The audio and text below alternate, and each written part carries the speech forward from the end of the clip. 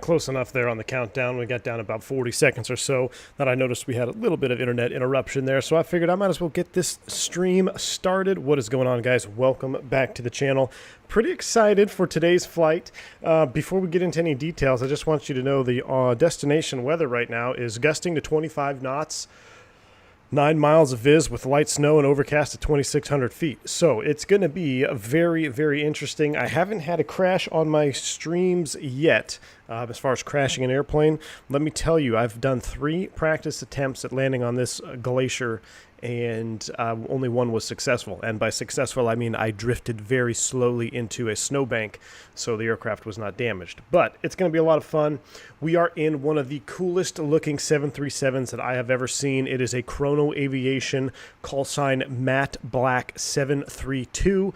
I've got a couple mods on here for kind of a pseudo gravel kit mod. This is a real aircraft that flies charter flights in the Northern Territories. Like way up north in Canada, where remote mining strips and all that stuff, they do operate on charter service. And what started this was, I don't know what happened in my YouTube feeds. I just got a suggested video, basically a wing view landing of this exact airplane landing at, I believe it's Mary's River or something. It's a private little strip there, way northern Canada.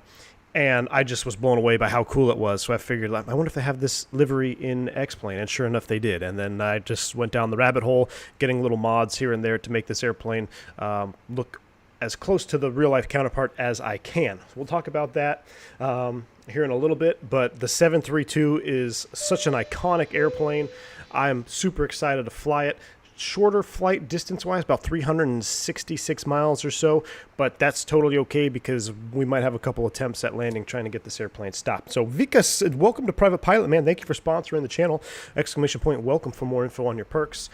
First thing you guys might notice here, let me get into the cockpit, or I'm sorry, into the wing view here. Let me come outside the window. We got a little pipe right here. This is part of the real life gravel kit. This is just a 3D mod. You can do exclamation point gravel as soon as Nightbot joins the channel and wants to be part of the stream. I do have a link in the bottom of the description as well. It's just an aesthetic mod. It doesn't really do anything. It's by no means an official mod, but we'll talk about that in flight. Pretty cool that this airplane, as old as it is capable of doing these types of flights. Now, I do not like flying with default FMS or a TCAS VSI when I typically fly the original 7.3 or the 7.2, but in real life, this airplane is actually outfitted with some pretty modern avionics. Navionics is for boats. Anyway, it's really highly modified with its navigation capabilities, and you would be correct in assuming why, because up here in these very northern territories, it is extremely difficult to navigate traditionally. Everything is in true heading. The variation is really extreme up here. So all the approaches, if there are approaches, they're GNSS approaches or they're RNP approaches. So they really rely on that modern navigation to complete these flights. So we're going to kind of simulate that with the default FMC and of course the TCAS VSI. But Brent Norman, I just saw your chat there. He says, I spent 183 days, 6 months in Alert. Am I saying it right? Is it Alert or Alert in the 80s? So maybe you can, so I don't totally butcher it the whole stream. Alert Air Base or Alert Air Base. We're going way, way up north. I'll pull up my flight plan here so you can take a look at it. I don't even know. Yeah, so you can see we're actually taking off from BGTL, and then we're going up here to this very northern, I don't know if it's a mining/military base up there, but it's going to be a lot of fun. I hope you guys are ready for this flight. It's going to be interesting. Nonetheless, I'm super excited to be in the 732. This is just a cool airplane to fly in the sim. I love FlyJSim products. So let's go ahead and get this thing going. Greetings from Vancouver. Dimitri, good to see you here, man. Awesome to have you on part of this stream. Niels Christensen, what's going on? Flying boats too? No, man, Navionics is like a, was it topographic? No, not topographical. What do they call it? The charts of lakes and stuff. Anyway, we are going to go ahead and configure with ground power here real quick. So let me go ahead and put the GPU card on board. We'll go ahead, battery switch on, and we are going to wait for the ground power to illuminate. That is on. Love the sounds. We'll arm that. We're going to go ahead and get the window heats on. Leave the pitot heats off for now. We got to come up here and do a couple tests on our overhead. So that looks good. I've got the ADF tuned already, 305 up here. We've got that. That looks good. We'll turn the dome light on bright just for right now. Passenger oxygen looks normal. Stall protection, test that. Mach over speed. Here's your stall warning. Those all look good. Coming down the overhead here. Alternate flaps. These are all normal. Fuel is off right now. I'm going to go up the left side here. I'm kind of doing a pseudo Airbus flow on a Boeing. This is by no means a real way to do this. We'll go ahead and turn galley power on while we're sitting on GPU power. Ground power, there we go. And coming down here, everything else is off. No bleeds on right now. Our cruise altitude is 31,000 feet. I already set that. We'll go ahead and turn the no smoking on and the fasten seatbelt sign on for boarding. 310. Landing altitude is less than that, but it's 68 feet. Right now we're on ground, so that looks good. All right, I'm going to turn down my X-plane volume just a little bit here. Brent says so close to North Pole. Yeah, man, it's really... The autopilot looks archaic. It definitely is, man. We got an archaic autopilot here. Let's configure the airplane load-wise. So I've got our doors open, and I do have kind of a pseudo combi mod. So in real life, this is a combi aircraft, which is they put cargo in the front and the passengers in the back.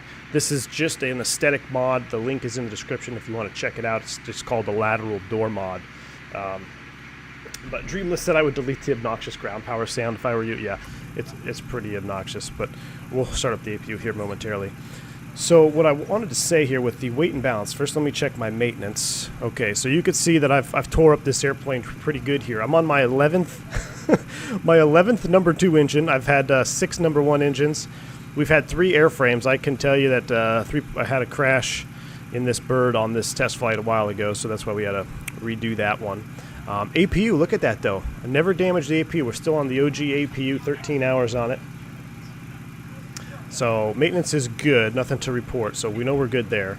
All right, weight and balance. So to kind of make this a combi looking airplane, what I'm gonna do is I'm gonna load up the cargo in the front and we're just gonna get rid of all the passengers up here. And then we're just gonna go like a half load all the way through here.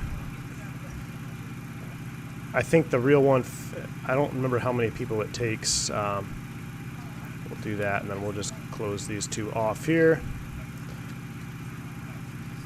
And right now we're looking at a landing weight of 84,000, and we'll do 1 cargo bin for everybody that's in here, and this could be like a flight attendant crew station here. We'll make them a little bit less.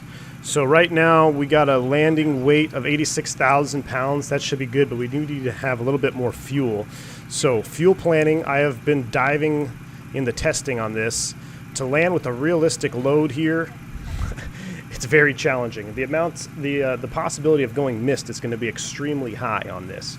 So let's take a look at our, I put this here, our new min gate is 6471. That's our burn up there to Alert or Alert Airbase. So this is a planned gate fuel 18,000 with a return back here. So we have enough gas to come all the way back, but we're not going to be able to do that because we won't be able to land. We're going to be too heavy.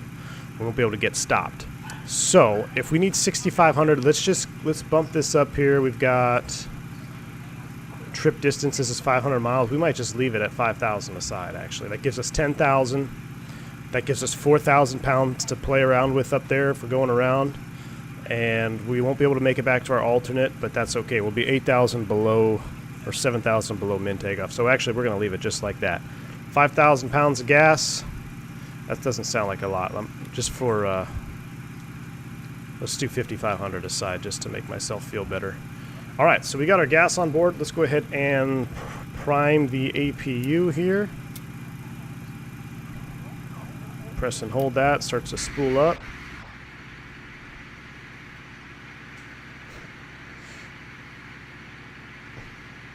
Arnhem says, for this bird being almost 50 years old, the overhead has not changed. Nope, it has not changed at all, man.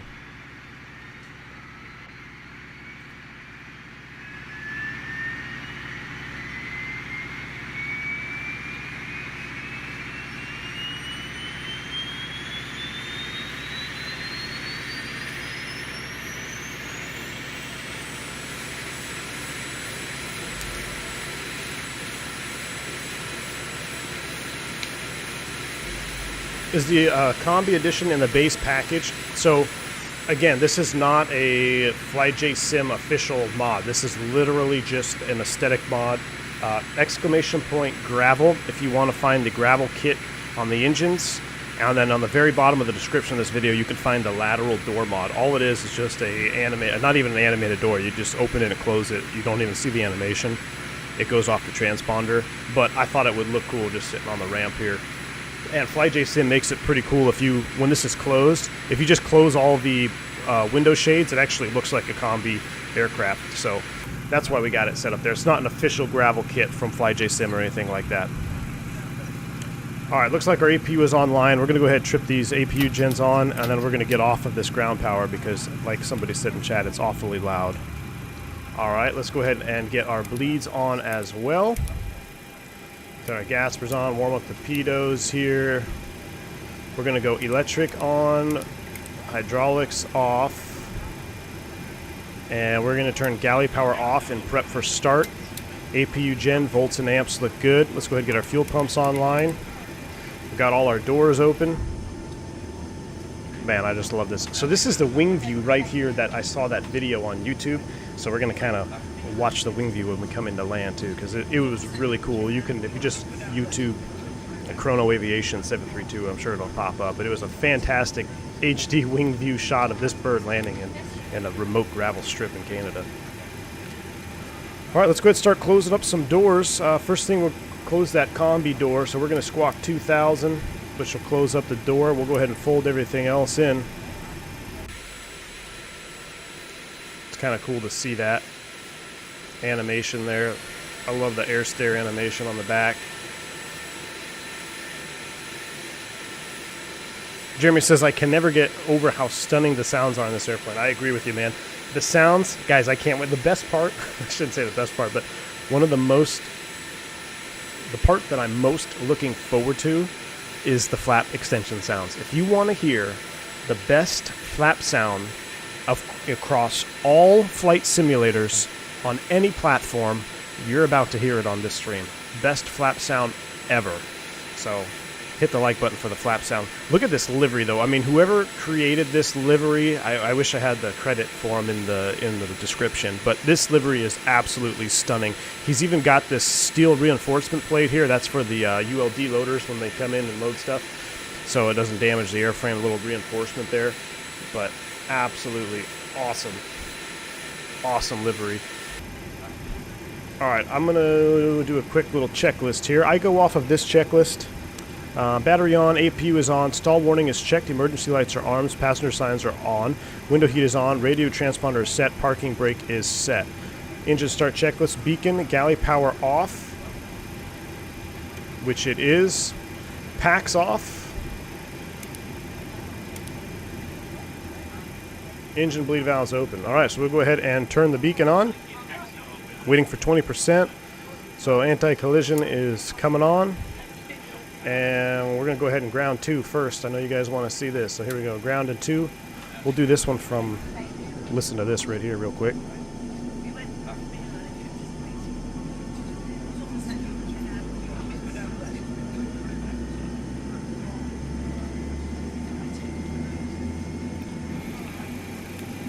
Here comes 20%. Listen for the light off. Man, that little pop of that JTAD is just... so awesome. I don't think this plane gets enough credit and enough hype amongst content creators in flight sim in general. I mean, this airplane is so good. It's one of my favorites to fly around. It's so challenging and so rewarding. All right, we'll listen to this start from inside. We got the low oil pressure light is out, so we can technically go ahead and ground number 1 now. We'll monitor this one, proper engine start. You got our N2 on the rise. We're looking for 20%.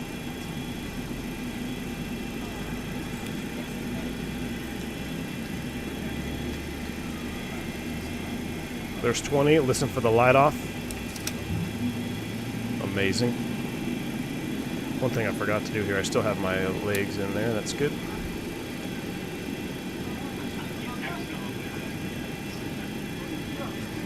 And 1 is on the rise. Should get an ITT or an exhaust temperature rollback here. There it is, it's coming back.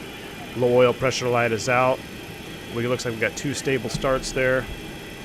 That is good. Let's go ahead and trip the generators. Yaw damper, hydraulics, packs are coming online. APU bleed off. That's in auto. Now, one thing that maybe if I can get the official response from one of you guys in chat. I watched a YouTube video of these guys that flying this airplane, and he mentioned a packs off takeoff, that they do it quite a bit up here.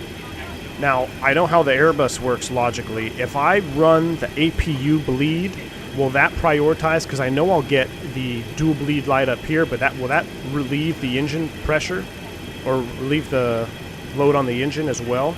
Or do I have to physically turn off the engine bleeds and do the APU bleed? Let's see if, actually, let's see if we can listen to the engine. Let's see. If I go APU bleed on.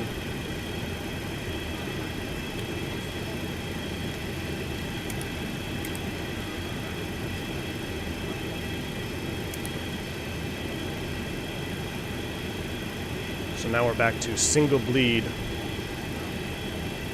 with the APU doing pressurization. Maybe that will give us max takeoff.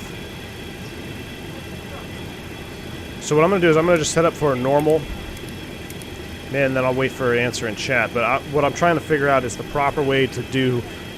Well, I can hear the engine decrease. Did you hear that slight change in pitch when I loaded the man there? That's interesting. For the weight, max takeoff, EPR with bleeds off would be 2.18, 2.15 with bleeds, 2.1 with packs, plus gravel. Max assumed takeoff will give you 125, 125, 135. Gustavo, awesome, dude. It looks like you're very knowledgeable on this airplane. So for this weight, max takeoff, EPR with bleeds off would be 2.18, 2.15 with bleeds, and 210. To turn the engine bleeds off and APU bleed sets on. Okay, so we're going to do engine bleed off, APU bleed is on. I'm going to override that. I guess I could leave it in auto.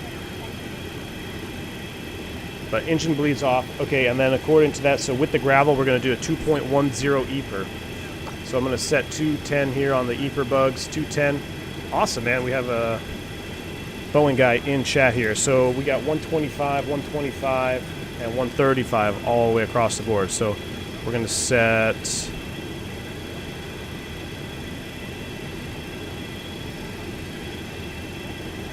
I'll leave 200, 250 set there. Now let me just go ahead and set my trim. Would that be flaps 15? We're going to do a flaps 5. We'll do that. Looks pretty close to it. We'll go ahead and I'm not going to set the bugs, but I do want to set the trim value. So we'll set trim value there, and we'll do flaps 5. Now let's hear the best flap sounds ever in the sim. So pay attention to the engine spool up, or I shouldn't say the engine, the flat motor spool up and the flat motor spool down upon the extension. So here we go. Take a listen to this.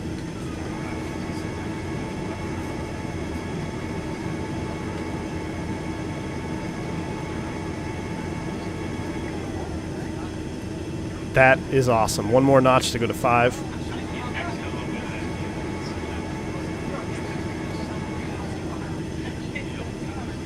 Oh, man.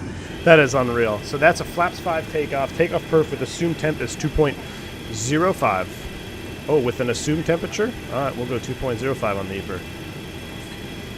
All right, 2.05 is set. Let's get a quick ATIS here. I'm just going to pull it up from the airbase. 2976 is what I'm really looking for. It's pretty clear down here, so we don't really have to worry about any IMC conditions. 2976 on the Barrow is set twice. And per our departure, probably should have done this, 265 true outbound, but we are going to be, I'm going to set 265, I don't know, this is magnetic, but just to remind me, and I'm going to go ahead and put us into a GPS mode. Alright, we're going to do a power back. I probably shouldn't have extended the flaps, huh? That's alright.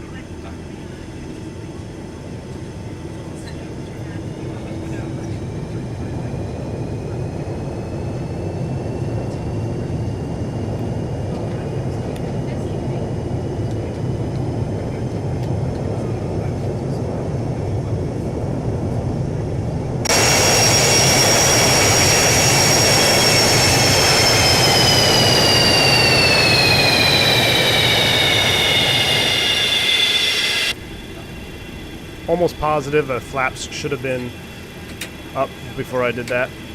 Anyway, all right, let's go. Taxi light is on, and galley power is on. And let's get out of here. Let me look at the quick checklist here for before takeoff. Anti-ISS required. PO heat is on. Flight instruments are set for departure. Flight controls are checked. Speed brake down. Stab trim is set for takeoff. Flaps are set 5. Galley power is on. Electrical. No lights. Hydraulics, pressure and quantity, normal. APU as required. Pressure set for cruise altitude of 310. Flight ground switch to flight. EPR and airspeed bugs are set. So we're going to go with the flex at 2.05, right? Reduced to N1, 90% on that takeoff. All right. Dougal says this is a real treat having 2 streams in 2 days. Aw, man, I appreciate that. Thanks, dude. I wanted to get some content out to you guys. I've really been missing being able to stream. We are going to be departing off of runway 8, correct? Yeah. 8 and 26.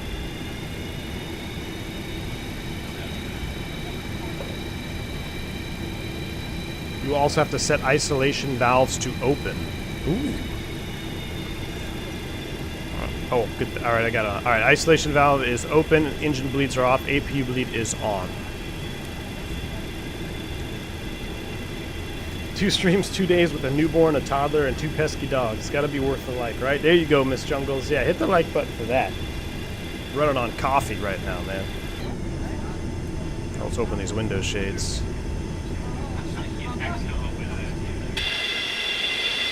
I just can't get enough of this livery, man.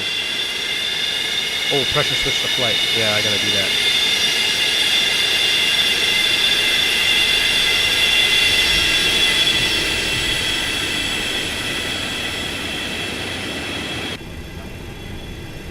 Let's do that right now before I forget. 310 is set. After takeoff, the right engine bleed 2 on. Oh, this is good to know. All right, after takeoff, I'm going to go right engine bleed on. After flap retraction, APU bleed off, and then engine bleed 1 on. Okay, I'm going to try to remember that. Looks like the did have a delivery today. Looks like the delivery man is here. Any drywall repairs? No, as you can hear the dogs barking downstairs right now. No drywall was required, but I had to use a hot dog to get him out of there. He went way up behind the...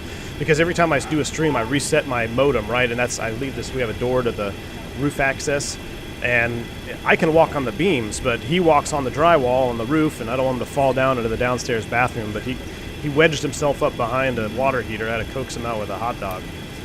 Anyway, okay, we're going to set the brake here real quick, just so I can review this. We're going to take off. I've got 310 set. I'm going to do an IAS climb out at 250.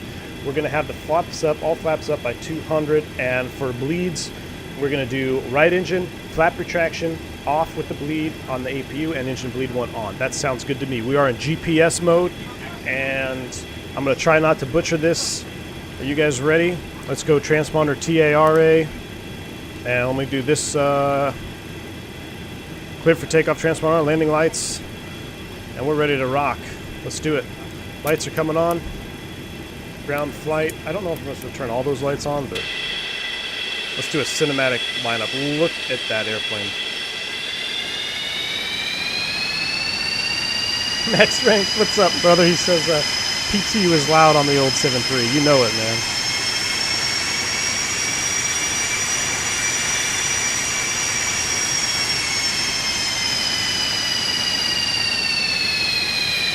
I love the ground friction on the 7.3-200. I think it's one of the best airplanes. Wow, this is loud. Watch your ears. That simulates breakaway thrust.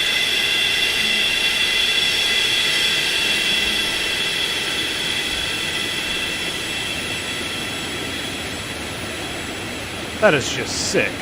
Hit the like button for that. That's a pretty good lineup for an old Airbus guy, huh? Alright, we're set. Slight forward pressure on the stick. Is the isolation valve closed? Isolation valve closed. Oh. Closed. Thank you. Isolation valve closed. Alright.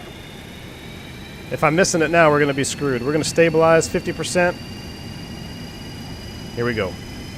Looking for 2.05 on the EPR.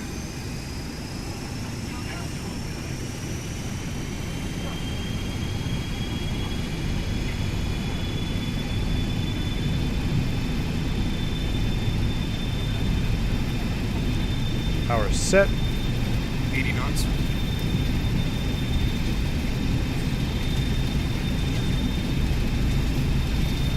E1. Rotate.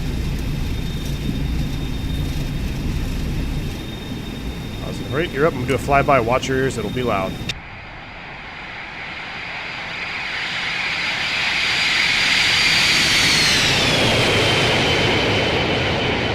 Gosh, that is amazing. Alright, I just hit my mic there. There's 1,000 feet. Let's go ahead and start acceleration altitude. I'm going to basically follow the FMS commands here. Alright, after takeoff, engine tube lead on. Alright, so I'm going to lower the nose a little bit. Engine tube lead on. Now we look at our flap retraction. 90% on the N1.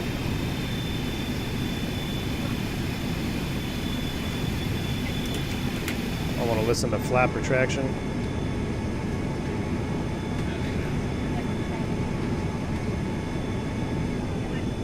God, that is amazing.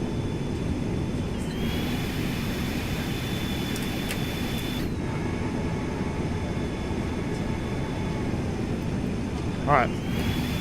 Flaps are up. So now APU bleed off. Left engine bleed on, and I imagine I can shut down the APU. Watch that pitch there a little bit. A little out of trim there when I took my hand off. We're still looking at 90%. Flaps are up. I'm going to go ahead and turn the gear handle off. And I'm going to redirect us here. We're going to go direct to Henry. Execute. We're going to spin all the way around. So this default FMS is a default FMS. Here comes 250. I'm going to go IAS hold. And heading select for right now.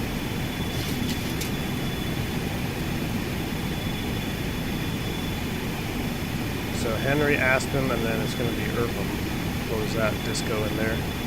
Pause Henry, Aspen. That looks good. 228 miles.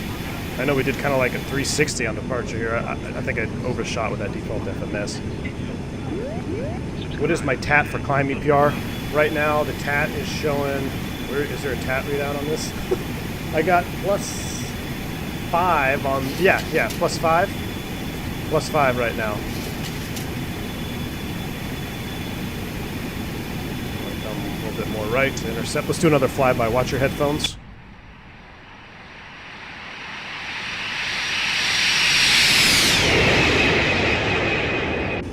I mean, that is just awesome. Look at that little gravel kit right there. That's part of the gun kit. Alright, so we're on an intercept heading now. I'm just going to keep it in heading mode. Let me do my other stuff to just make sure everything else is normal up here. So isolation valve is still closed. Packs are on. Bleeds are on. We don't have a dual bleed. We don't need an engine anti-ice. Things are looking good up here. And I'm going to go ahead and go loc. I'm going to go loc here on the flight director, and I'm going to set a pitch for climb. Here comes 10,000 feet.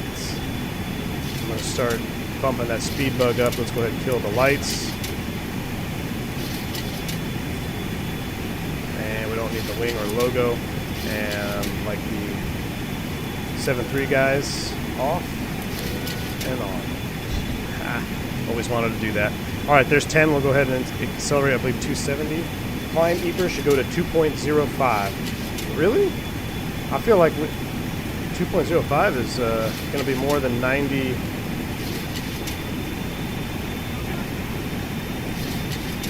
Let's see. That's like 94% N2. Is that going to be normal? I don't want to cook these engines. I'm going to stop at 1.95. But we're on our way now. We are navin. Altitude hold is ready for capture. Let me adjust the vertical pitch command here for 270. We're at a 12,000 feet. Let me do this checklist here, make sure we're not missing anything on this one. Oh, descent approach. After takeoff, seatbelts are on. Anti-ice is closed open as required. Gear is up and off. Flaps up, no lights. Pressures for hydraulics are normal. So this says climb N1 about 92%. Right now our climb N1 is 94%. I feel like I gotta back that back. After climb speed should be 370. Okay, let's bump it up.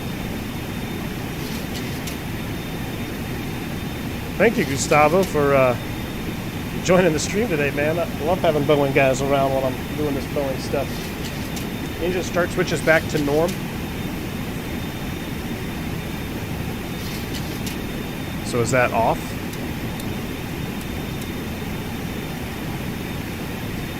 Nice and smooth here on the speed bug here. Get it up to 300 knots. Max time EPR up 10 kV will be 2.1 tap below 5C. Wow. Yep, it's normal. Even in the yellow? I'm scared, man. I'm scared. I have PTSD with this airplane. I've already cooked one engine on stream.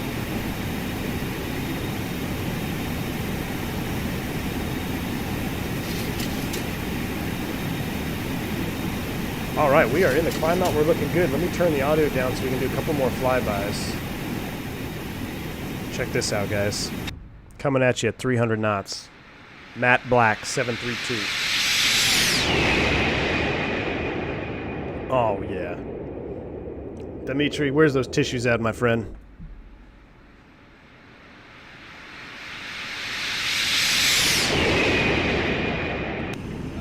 Oh, I gotta open this window shade here.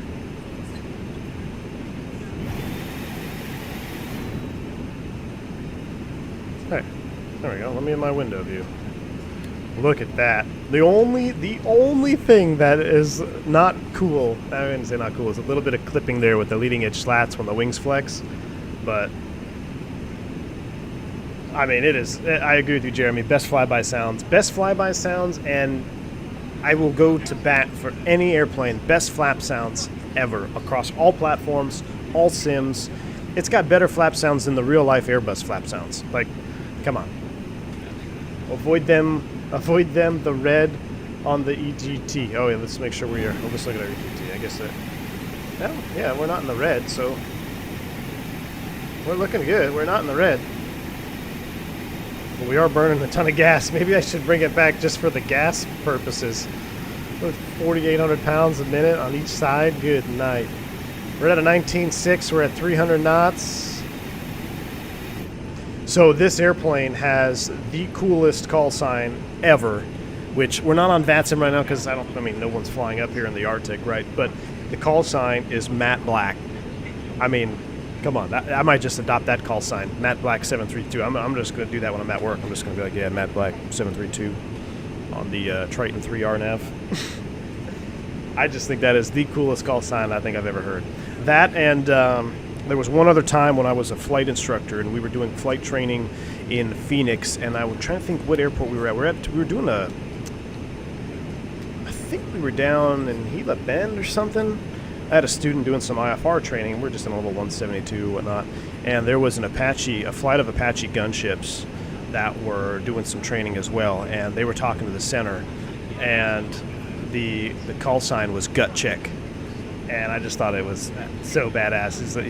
He said, gut check 3-2. Traffic is 12 o'clock, 172, doing a practice approaches, blah, blah, blah. And then the Apache just responded, gut check 3-2, roger, searching. Like searching? Like wait, like he's probably looking through me on some camera TV system or something. But that was a cool call sign. Definitely top 5 list of call signs. You got gut check, MatteBlack. There's a couple other ones I got to think of them. What's your favorite call sign?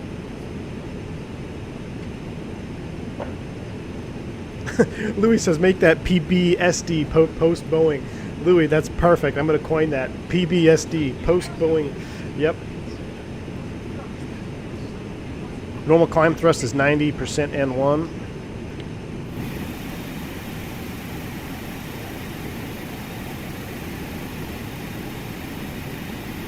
can walk it back a little bit.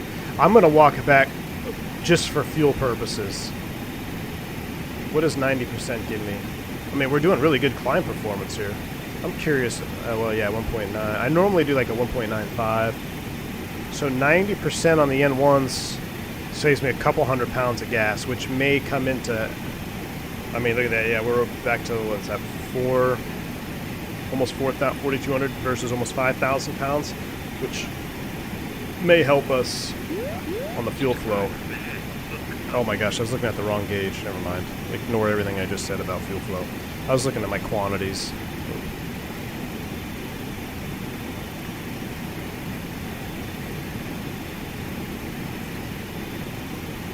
I remember planning for the first ever 9K and then 6K afterwards. Yeah, this thing guzzles the gas. Isolation valve now on auto. Whoop, done. Isolation valve auto set. Thank you, sir.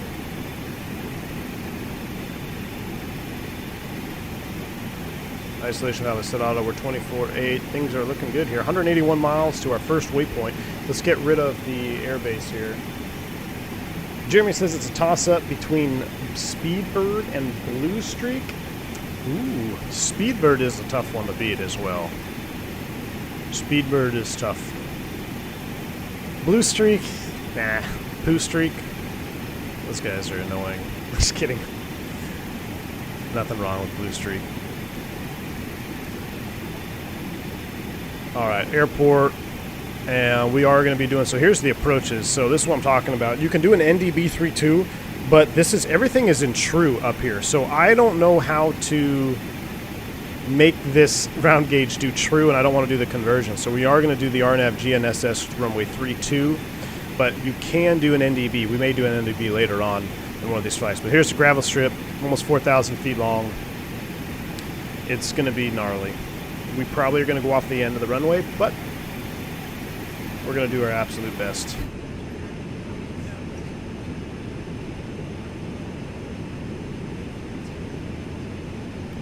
Favorite call sign is Dynasty or Cactus. Dynasty's pretty good. Cactus is classic. Yeah, Shaquille definitely up there. Velocity, Anthony says. Ooh, Velocity's a good one. Oh yeah, we're out of 18. Let's go ahead and standardize the altimeters here. 290902 set. I'm not going to set Phantom 320 side because he can do it himself. 290902 is set on both. That looks good. Man, look at that shot, huh? Well, awesome. Brickyard is pretty cool. Yeah, I thought the Brickyard was pretty cool.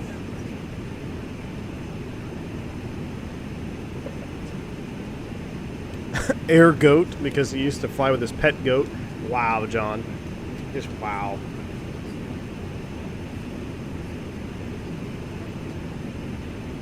South African, they got, oh, Springbok. That's a good one too. I like those unique ones. This is pretty good. Yeah, I think it's so lame when you have yeah, American, Frontier Flight, Southwest. Like, get creative. I mean, I get it's easy to say and easy to remember, but I like the creative ones where you're just like, what was that? I heard one that was, what used to be pretty good. I think there was a freight company that had a pretty cool call sign. Can't remember what it was now. Coal roller, Steve.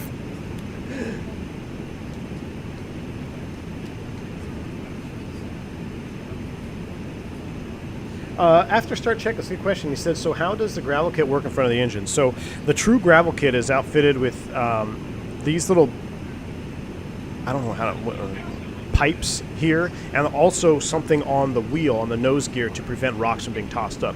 But how this works, this is basically going to take bleed air from the engine, and it's going to push that bleed air out and down. You kind of see these little nozzles here. You got 1, 2, 3 nozzles. And what that does is that's going to keep all the debris that's going to be potentially sucked up into the engine. It's going to make a little barrier, right? It takes that high pressure bleed and pushes it forward, pushes it right out in front of the engine. So that keeps rocks and dust and all the potential for FOD to be ingested into the engine is going to be prevented by that little bleed pipe there. So I don't know if there's any cockpit controls that need to be adjusted in the real thing. Again, this is just a visual mod, but I think it's pretty cool. It's pretty well done. If you look at a real gravel kit on a 732, it looks pretty similar to this right here, this little modded pipe. But again, they also have something on the nose wheel, which there is no mod for that yet. But this is one of the main reasons why they still operate this old bird up there, is because they can fit it with these gravel kits and land on these really remote strips or remote locations. Do I remember Critter? Critter. I'm not ringing a bell, Jeremy.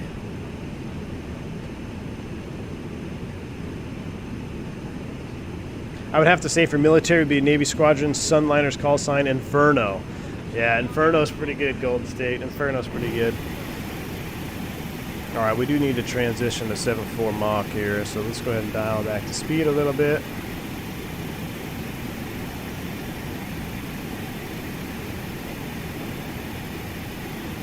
Keep dialing it back.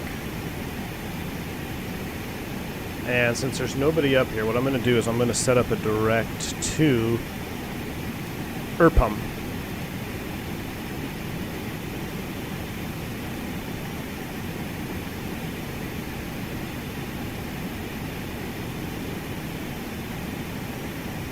Execute. Nope. Wrong way. Where are you going? Heading select.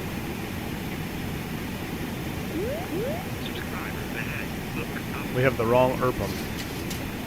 Let me reset this. CYTL. CYTL arrival. Execute. Legs.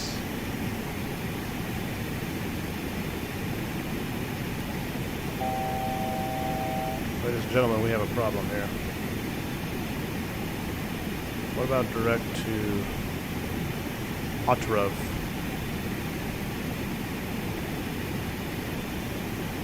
That's not good either. Are we going the right direction? No, we are not. Ladies and gentlemen, we have a problem. Leveling 310. Maps.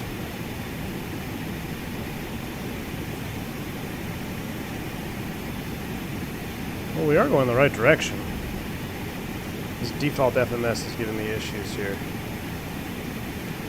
Why don't we go, let's see, BGTL, CYTL.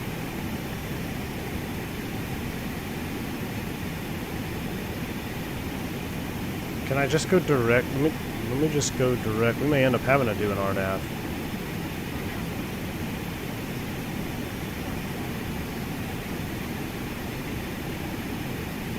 URPUM. Why is it saying it's 1,500 miles in the opposite direction? Hmm.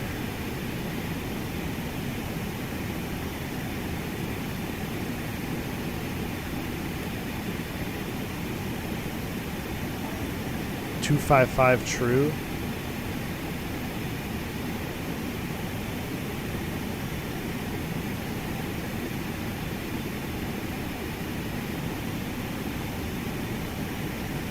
Go direct to the runway. Where do you want to go? If I go back to nav mode, where are you trying to take me? This is not good.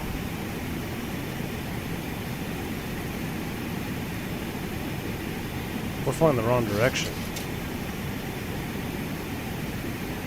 Something got jacked with our flight plan, guys. We are going the wrong direction. Let's go ahead and go back to our manual chart here. We got to work through this problem. Let's fly the airplane first. We're 7.8. Let's go ahead and dial this back now. We're level 310. I'm going to bring the thrust way back here.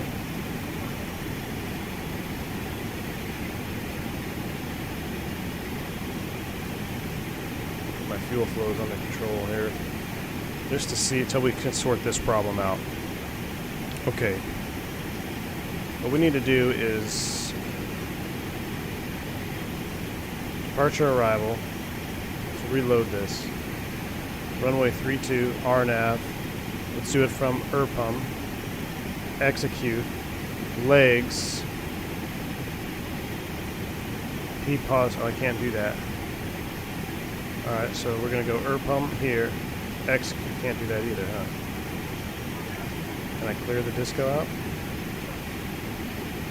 Direct to pump, execute.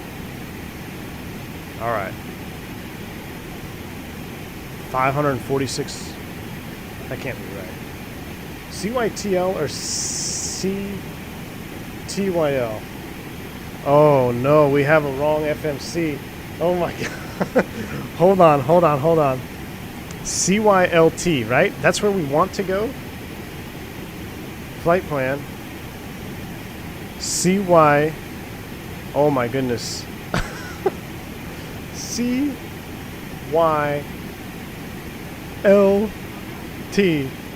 There's always something. Okay, so legs. But now it wants to go the other direction.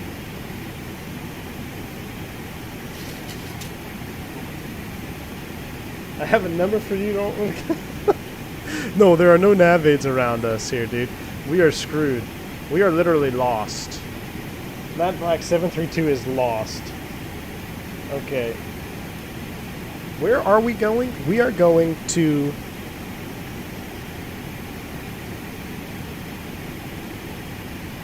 Charlie Yankee Lima Tango. In the flight plan, Charlie Yankee Lima Tango. Okay. Charlie Yankee Lima Tango. That's not right. That's a different airport. We're not going to Charlie Yankee Lima Tango. We're going to Charlie Yankee Tango Lima. So it was right. Charlie Yankee Tango Lima. Execute. Legs. Direct. Charlie Yankee Tango Lima. Execute. There's no way it's 1,500 miles away.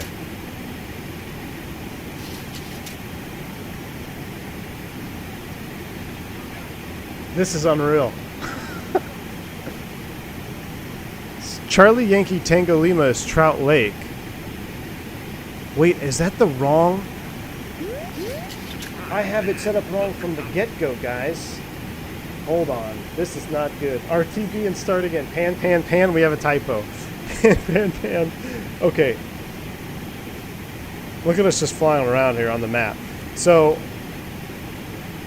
this is not correct. It's very similar, but it can't be correct. Big Trout Lake, Ontario? No. No. No. Where are we going? I'm so confused. Where's QQ? Direct, can we just go there? NDB, 42 miles. Yes. Execute. Fly me there. Fly me to the QQ NDB.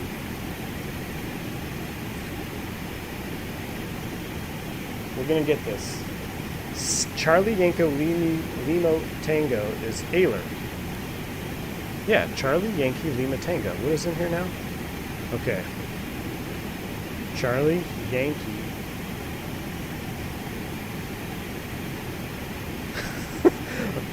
Lima Tango. Execute. Legs. Is it really 744 miles from there, from QQ?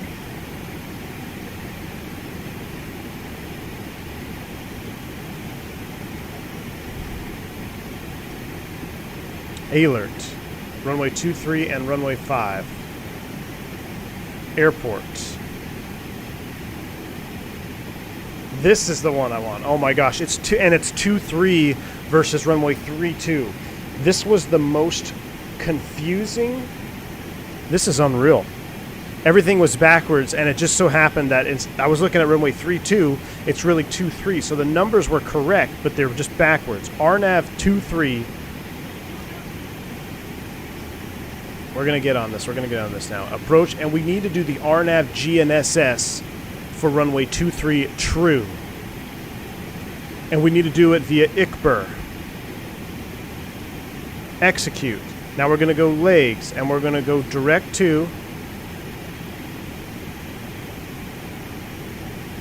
Ikbur. Oh, let's close this out here. Hold on. We gotta delete some of these.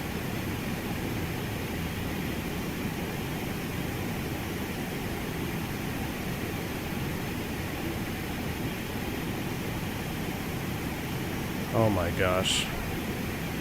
286 miles. There we go. We're in the turn. We've got it. Heading mode, so we can turn a little bit faster here. Wow. Nothing like being lost at 31,000 feet, burning 4,000 pounds an hour, and we only have, oh my gosh, I don't know if we have enough gas for this. We might have to make a fuel stop. You sure you're a real pilot? Yeah, cue the real pilot lost in chat. And both are opposite gravel strips. Javez, you're absolutely right. Gravel is gravel, and the the runway numbers were reversed. Oh my gosh. All right, we're in the turn now. That looks correct. 058 true to Ikbur. Oh my goodness, guys. 288 miles. We're doing... we're going to have to pull it back. We got to pull it back, guys. We got to pull it back. We got to save some gas here. Let's go 1.66 on the Ikbur. Let's see what we got. Try to get that down about 2,000 pounds a side, which would be 4,000 pounds an hour total. And we're sitting at 6,000 pounds of gas on board. So, yeah, we're going to have to pull it back here. Keep turning, keep turning. Can I redirect us so it doesn't have to do that again? Redirect to Ikbur again. There we go. And nav mode. Okay, we've got it. 286 miles. This is why navigating in the far north is absolutely insane. We've got it. We've got it. Ranger says he wants to see the loops on the map. Oh my gosh. Look at this. So were we going the right way to begin with? I think we were going the right way to begin with. It's just we had everything in the box incorrect. I don't know. This is why you got to verify your FMC. Look at this. We just drew a heart. I don't know. That's unreal. That's unbelievable. That is the first time I've ever been lost on stream. I think that's the first time I've ever been lost while flight simming. First time I've ever been lost. I'm trying to think. I think this is the first time I've ever been lost doing anything aviation-wise. Because being lost is generally a no-no. You never want to be lost. I was legit lost and confused right there. Legit. That's what happens when you don't sleep for 3 weeks. Max Rank says, someone cut V1 off. No more bourbon. Oh my gosh, dude. You're telling me, man. We just did a massive loop. Burnt like 1,000 pounds of gas. And what's the weather up there now? Like, please, just be nice to me. So we are going to Alert. There we go. All right, everything looks good here. Oh, good. It's only broken 300. Are you kidding me? It only gets us down to like 400 feet. So we're gonna have to go below minimums. Visibility, northeast 1 mile. -8. Broken at 300 mist and 5 miles of viz. 090 at 4. Oh, good. So we'll be landing with a tailwind too. Awesome. This is shaping up to not be a good. I should have noticed that when it was 40-something hundred feet long, or it's a 5,500 foot strip. Oh, yeah. Yeah, Anthony Anderson, we definitely need to blame it on Phantom 320 for not verifying the route. A total fail on Phantom's part. All right, let's get back to navigating here. So we find out where we're going. Let me put this back. We have 270 miles to go. We got to let's not. We don't have enough gas to be screwing around here. So, Ikbur. From Ikbur inbound, it's recommended 2,600 feet. So, let's just call it 3,000, right? This is, you guys want to ask about math and all that. I think you can do it in the FMC, the default one, but it's easier. I say easier, but it's more beneficial if you can do it mentally. So, we're cruising at 31,000 feet. And we want to cross Ikbur at, let's just do it for 2,600. That's going to be a difference of 28,400 feet. Okay? Multiply that by 3. 85.2, let's call it 87 miles. So let's just call it 90 miles, right? So 90 miles from Ikber is a 3-degree path. We start down, but I also need to be slowed down, and I need to start configuring for this approach inbound here. So I'm going to start my descent probably about 110, 115 miles out. We're going to start down early because we're going to transition. I want to get the airplane configured for the approach. We're going to be intentionally going below minimums, breaking all laws that there are up here, if there are any laws up here. And we're going to try to not go off the end of the runway. Carta says no SIVA.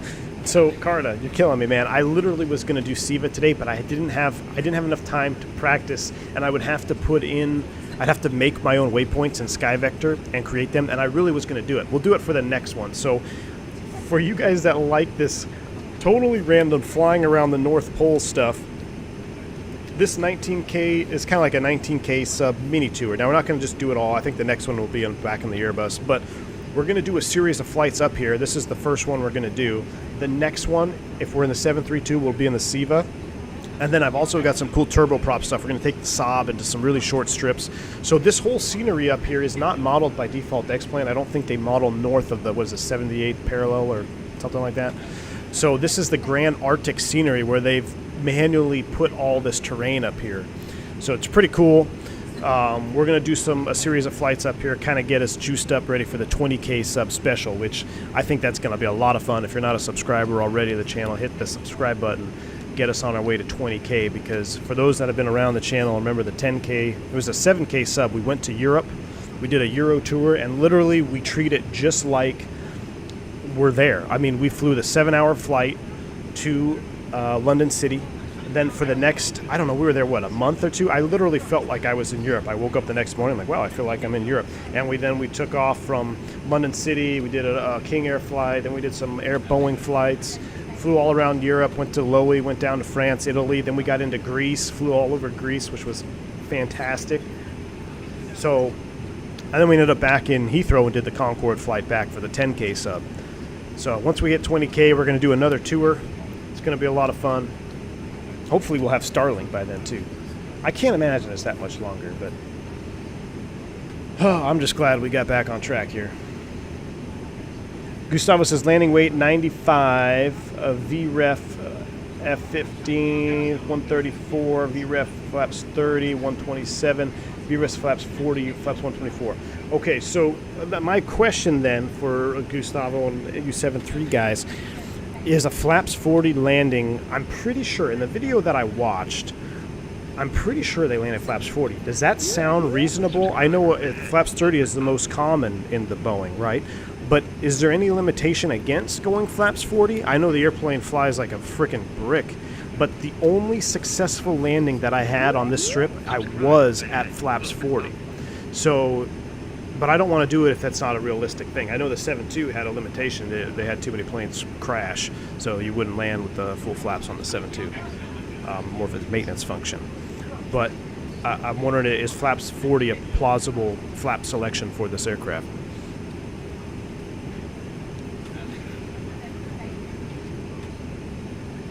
Right now we're looking, let's look at our weights here. So for landing, we're looking at a gross weight of 87, so we burn a lot of gas there. Yeah, so we could take the more conservative value at 90K. Flaps, 40 is 119 according to this thing, 30, 15. 119 VREF, geez, that's freaking crawling. Those are flotation speeds. Let me go ahead and clear my bugs for right now. We're back on track. There is an NDB DME that we can tune in up here, so let me pull that up real quick to kind of back us up. The NDB approach, or I shouldn't say NDB DME, there's an NDB and then there's a DME station. So Alert is 305. So I have that in ADF1, and the DME station is 110.7, which I'll throw in here, 110.7 in the nav radio, just so we have some extra DME, which is 110.7 set there. So when we get DME, we should see DME on number 2 here. That's to the station of Alert, and then the ADF, or ADF1, we're set to 305 on the overhead up here. I believe that's ADF1. I guess for redundancy, we can set 305 down here as well, just in case we get lost again, since it is below minimums, of course. Can't ever catch a break. Yeah, for 5,500 foot runway, flaps 40 is totally fine. 85 will give 117 as VREF for flaps 40. All right, perfect, Gustavo. Thank you for your help, man. I appreciate it. The gravel strip is 5,500 feet, and it's been snowing on there. So I stopped this airplane. So I did 3 practice attempts. The first 2 I could not stop. The one time where I could stop the aircraft is, and it's pretty unrealistic in the sim because there's some gnarly bumps. So what happens is you touch down and then the airplane becomes airborne and your brakes kick off, your reversers retract. So you have to really be watching it. I'm going to try my best. But the thing is, I don't know if it's a X-plane friction thing on the ground, but I cannot get the airplane to stop unless I run the reverse thrust all the way to aircraft stop. If I stow the buckets at 60 knots or 70 knots, it just won't, or come out of it, it won't stop. You just keep sliding. And then at the very end of the runway, which makes this more exciting, is kind of a hill. There's a big snowbank here, and it's modeled at the end of the runway. So worst case scenario, maybe we won't crash, but maybe we'll slide into the snowbank and we can have them pull us out. Landing the other direction is uphill, which is good. However, it's pretty much a cliff and it drops off into the water. So I would prefer landing with a slight tailwind with the snowbank to stop me than landing uphill off the cliff. But we'll see what we got when we get there. We'll update the weather when we get a little bit closer. Christian says that wing view is so much juice. I totally agree, man. This wing view is one of the juiciest wing views out there. Freaking love this airplane. Malcolm says, my good friend flies the 732 with Chrono out of CYHU. That's awesome, man. That is really cool, dude.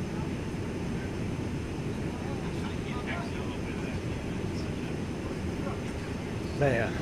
All right, I was a little stressed out there, but we're good. So we've got that. We don't need the NDB chart. We'll go ahead and get rid of that. But there's the NDB. Notice everything is in true, which is pretty crazy up here. Everything's in true headings. There's no magnetic up here.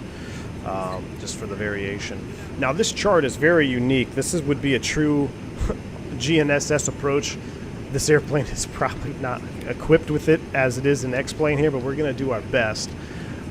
Before proceeding, so missed approach, climb out on the track to Uxdead, climbing right turn. Hey, if we have to go missed, I'm just going to try not to hit any mountains and keep the airplane flying.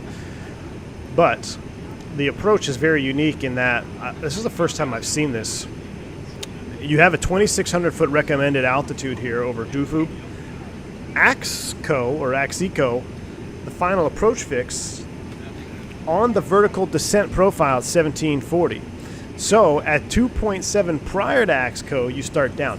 Normally you see a descent point like this on a waypoint, but for this GNSS approach, you actually, if you're on the vertical deviation, you should cross Axico at 1740 with a descent prior. So we do want to make sure we're at 2,600 on that recommended. I'm going to be config probably 15 there, crossing Ikbur. We're going to be slow, configured. We got to be ahead of the airplane. If we're behind the airplane on this, it's not going to turn out good, especially since this only gets us 324 feet above the ground. With the current weather, we're looking at broken 300. So, yeah. It's going to be fun, right? Neil says it's very slippery in the scenery, probably too much. A pushback tractor would never be able to do its job up there. Probably an X-plane thing. Niels, okay, that makes me feel better. That's kind of what I figured because, yeah, it really is slick when you're up there. And if you go just a little bit, I mean, it's just a skating rink, almost at just idle thrust. The airplane just starts sliding around. That wing view is kind of juiced, too. All right, what I need to do, though, is I'm going to turn the X-plane volume way down. We're going to do a quick flyby, and then we're going to park the camera outside. Looks amazing. It's very loud, thank you.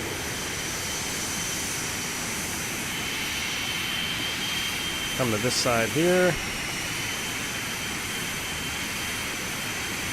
And I'm going to use the lab real quick. I had 4 or 5 cups of coffee this morning. No sleep. Last night was pretty rough, not gonna lie. So I'm gonna take a quick trip to the lab, and I'll be back with you guys here in about another 2 minutes or so.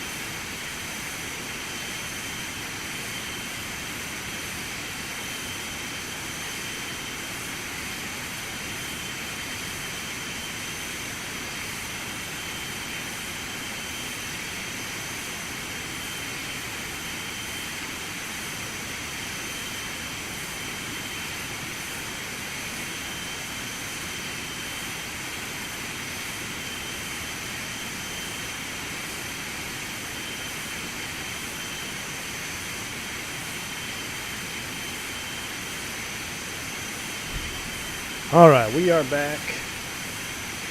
Man. Whew. In Antarctica, you always land uphill. That's an interesting fact. You missed that MCC training on the 200, Gustavo? Yeah, this bird is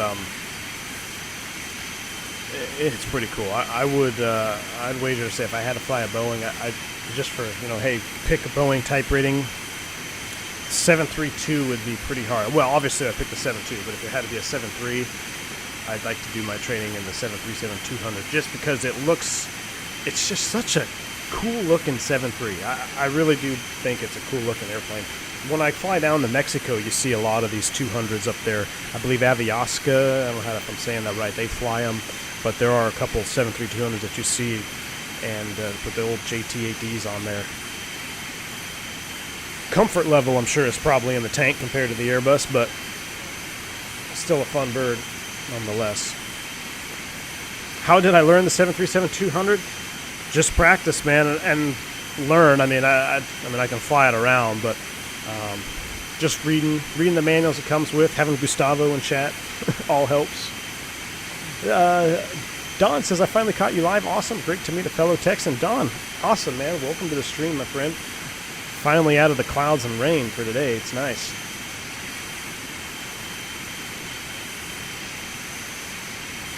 Dimitri says, it's been a minute since we saw you in the Zibo. It's come a long way. Possibly the best simulated plane and X-plane. Payware or freeware.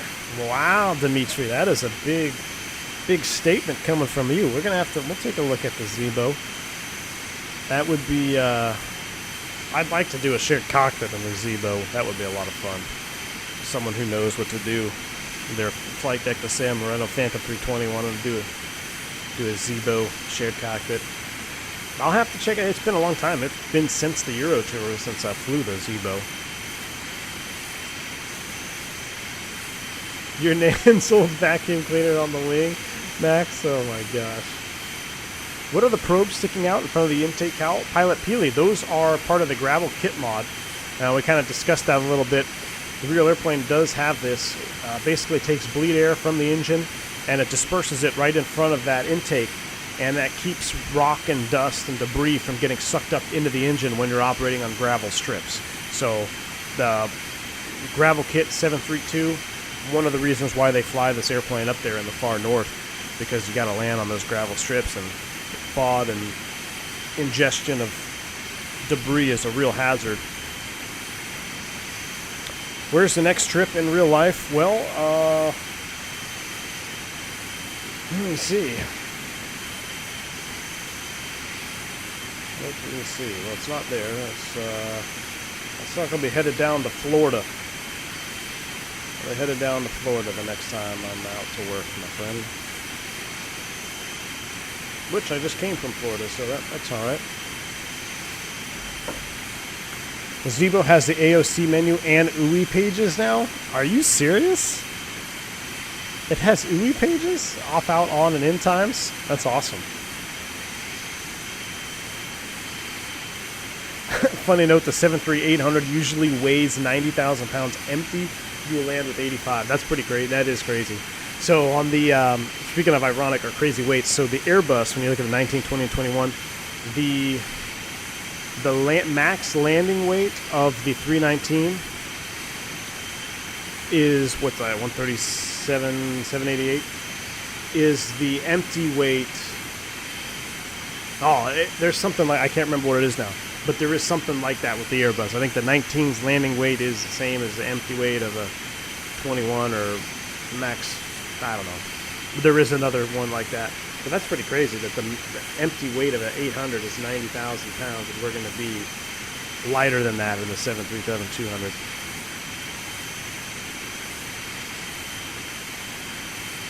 Too loud for you? I can turn it down, man.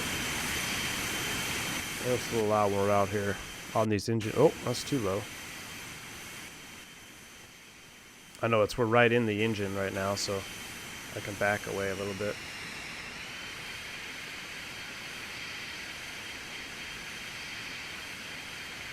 Zibo is going to have CPDLC integrated soon. Are you serious? All right, I'm going to have to get in the Zibo at some point. I'm going to have to get in that Zibo. I've been flying that 7.5 and waiting in excitement for Carta's engines, but I know Carta's working on something else Boeing related, so it might be beneficial for me to get into the Zibo, brush up on my 7.3 procedures. Yeah, I'd love to do a shared cockpit and kind of do it by the book, or almost have it kind of like a training flight where I can really learn something. That way when I go to stream with it later or just fly it on my own later, that I know the proper procedures on how to do things. And a lot of that is really hard to simulate unless you work for an operator that flies Boeing, because I'm sure, every operator's got their own SOPs, and that's 90% of flying an airplane is you got to follow your company's SOPs. I mean, it may be different from another company, but the way they want you to fly it is how they want you to fly it. So everybody might do things a little bit different, but I'd like to get on my own groove with that. Are there any airports you don't like to fly into in real life other than LaGuardia? LaGuardia is pretty much trash personified. LaGuardia sucks. I don't really like Atlanta, to be honest with you. Atlanta can push some tin, I'm telling you. They can move a lot of airplanes the way that airport's laid out. But for food, it's tough, because if you're at the end of the piers, you got to walk all the way to the center pretty much to get to the food courts. Getting from terminal to terminal takes a long time, and I don't know.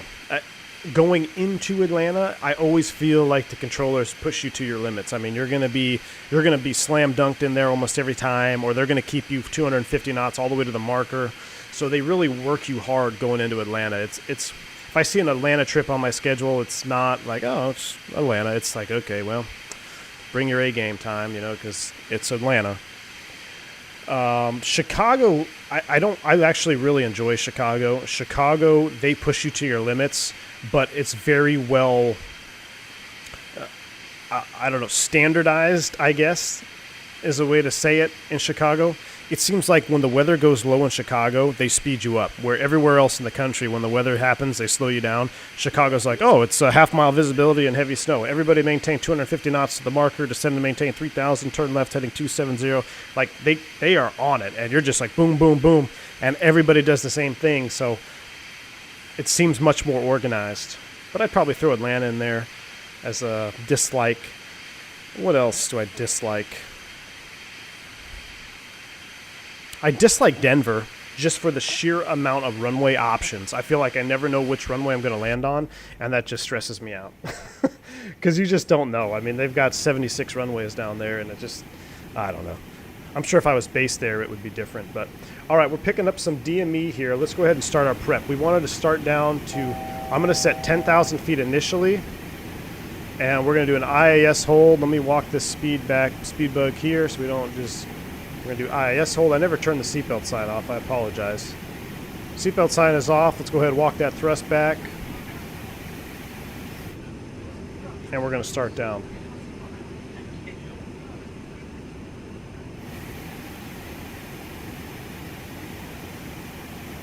So I got 10,000 set initially. We do want to cross at 3,000. I may even make it easy on myself and just cross at 2,600 feet because it's recommended at 2,600.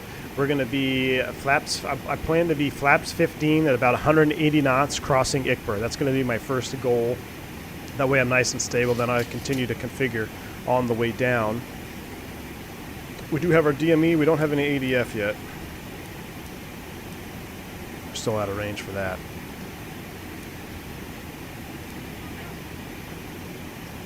Excuse me. Minimums, we're going to set 300.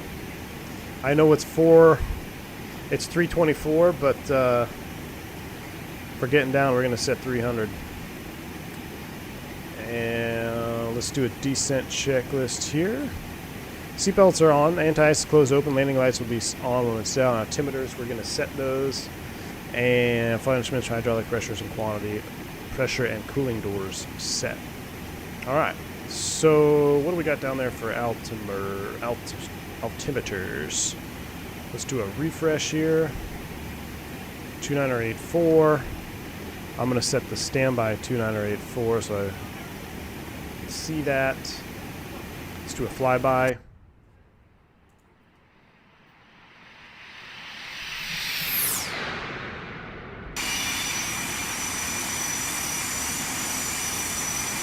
That's awesome. That is awesome. In Denver, you can run it at fuel taxing. Hell yeah, man.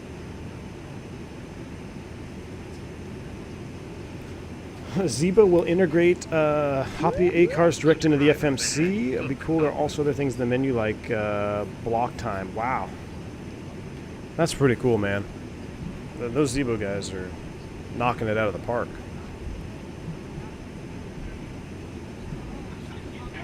Thank you for the subscribe there, Julian Valdez. Appreciate it.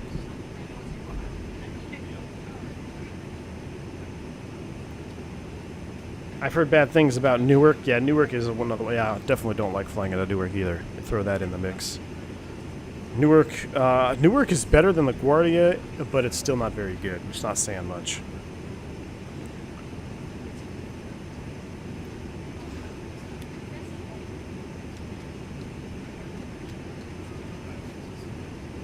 Since you're in the Arctic, the largest iceberg ever just fell off. Wow. Ooh, that's not good. What do I think about the future of the fly-by-wire A320? I think it's got a great future, man. I just haven't had the time to get in that FS 2020 platform with my internet, man. It makes it tough to keep up with the updates and the space. I'm running out of... I don't have a new space to update all these things. I just hate how Microsoft forces you to do these updates and like take all these gigabytes of terrain in areas that I may never fly. Like what was like we had Hong Kong and a couple other places. Like, make it optional at least. Just give me the fixes. But whatever, it is what it is. I do think it's going to be a pretty sweet plane. I need to get back in FS 2020 at some point. But when you have airplanes like FlyJSim, Zebo, it's hard to leave, man. It really is.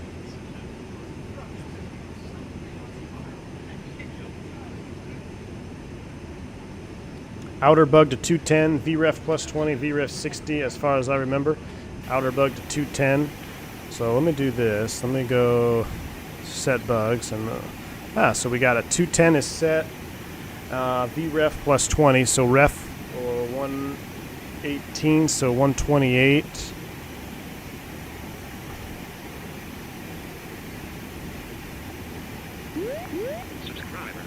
And 60 knots is set. It's alright. So that looks pretty good.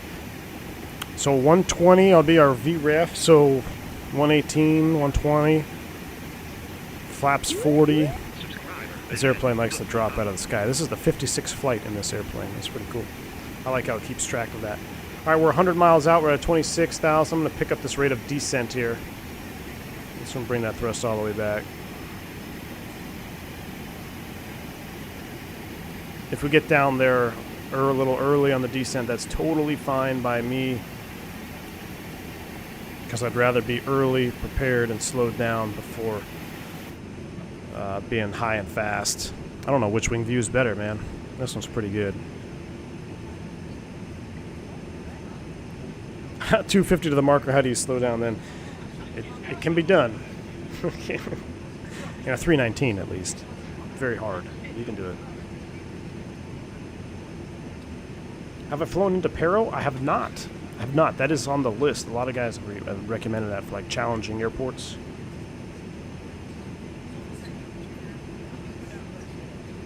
Thank you for the couple of subscribes there, Finley, Taylor, and Nicola. I appreciate that. Thank you for subscribing to the channel, guys. If you like this kind of content, do hit that subscribe button.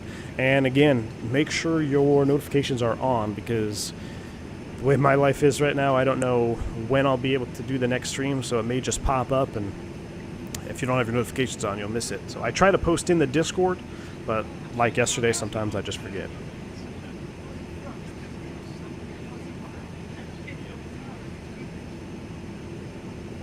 I wish X-Plane had proper snow. Landing in snowy winter wonderland Boston at night is incredible. James, so about that, I totally agree with you. X-Enviro does a pretty good snow job. I really like the snow X-Enviro does, but the only reason I don't have it on right now is with the weather, X-Enviro will cover the terrain, and I don't know, maybe you guys know, if I can stop it from doing that. So if I turn X-Enviro on right now, it'll basically coat the entire Arctic up here as white, which I don't know if that's realistic or not where we're going into. It might be. It probably is. But I don't know. Sometimes it dramatizes the environmental condition, and with the weather as low as it is right now, I need something in my favor. Right now we have absolutely nothing in my favor as far as seeing this runway and stopping the airplane. So that's the only reason I'm not turning it on. But for snow effects, I do like the X-Enviro. They do a decent snow job. Does the Airbus have UI pages? Yes, it does. Jeremy, it's in the under the McDo, Atsu, UI, and then you also have amended UI pages as well. But yes, it does have UIs, and it does track your flight times. You can print them out too. You just click print, put it in your flight bag, and you don't even have to fill out your logbook. Do I like flying into Kennedy? Kennedy is not bad. It's not my favorite or least favorite. It's just kind of there, in my opinion. You know, whereas you look at polar opposite, I guess you could compare Kennedy to LAX. I much prefer flying into LAX just because the terrain, number one, looks better. It's more to look at, and you don't feel as congested. Even Kennedy is as big as it is up in the Northeast. Just flying in the Northeast just gives you this congested feel, and I don't know if I'm jaded because I was based out there and, you know, I hated it for so long. But if I had to pick a turn, like if I had to go from Dallas to a LaGuardia turn or go to LA and do an LA turn, I'll choose the LA turn every single time, because I just like flying out west on the western side of the country better than I do on the east side. And it's really, you know, it's not as congested. Like I said, there's more to look at. You know, I don't know, it's just a personal opinion. Although, you know, you start going way up northeast, like Maine, Portland, Maine, Boston. I enjoy Boston for all the northeastern guys up there. I do like flying into Boston. I think Boston's pretty fun.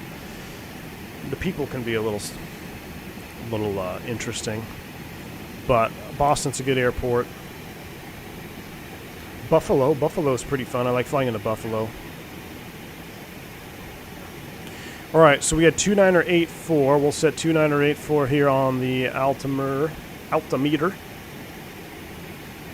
We're going down to 10,000 feet. We're 70 miles out from the first waypoint, which will be fine by me. Oh, the snow only is an open GL, Christian? That might be it. Yeah, I'm in open GL.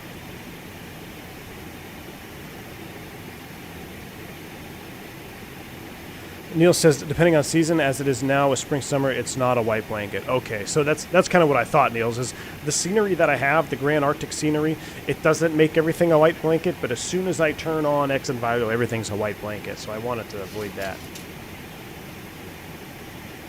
What was your longest taxi before the tarmac rule? Oh, God. Probably 4.5 hours. And I'm not saying like it, that probably happened multiple times. I probably had multiple 4+ hour taxis before they came up with tarmac delay. I remember being a commuter being stuck on an airplane for 6 hours on the ground. 6 hours, man. Stuck in the jump seat of an MD-80. Talk about agitated. It was a very agitated crew. We ended up going back to the gate. So, personally, at the controls, I'd say it's multiple 4-hour taxis. And actually, one of them was in Philadelphia. It wasn't even LaGuardia. One of them was in Philly. Yeah, John, and the 45-mile final into LA is easy. Heck yeah, man. You get cleared for the approach 40 miles out. You're just coasting down. Now, sometimes they screw with you, and you're in a 321. They say, yeah, I need you to, slow down, and you're trying to descend on profile, and they need you to slow to 210. It could just get a little slippery. But as long as you're aware of it, it's not a big deal. Yeah, I love coming in the westbound, those 2.5s, descending in over Burbank. You got the mountains out there, Grapevine Pass or whatever it is. Yeah, it's a beautiful approach into LA.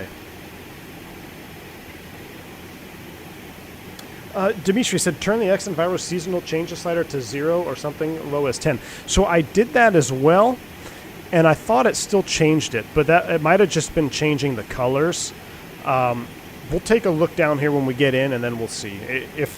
If I can see the airport and everything's fine, we might turn X and Enviro on just to see the difference. But as of right now, if I need a hole in the weather to let me in and let me down. Yeah, so X Enviro settings, I think, yeah, see, I was playing with that yesterday, Dimitri. I had it at 0, but as soon as I turned it on, it still changed some stuff, and the way the scenery's laid out, I liked it better without it. But how do the taxis last that long range? You're shut down. You're essentially shut down in line with everybody. I mean, it would be common back in the day when U.S. Airways was hot and heavy into Philly than you had before the merger. It would be common that you were sitting in Philadelphia or LaGuardia for multiple hours just in line if the weather was not right. Philly actually is worse because Philly kind of gets the shaft when it comes to all the airspace in the Northeast. So Kennedy is the number one priority. Then when Kennedy changes, Newark has to change. When Newark changes, then they look down at LaGuardia, and so between those three airports, they figure out what they want to do, and then whatever is left goes to Philly.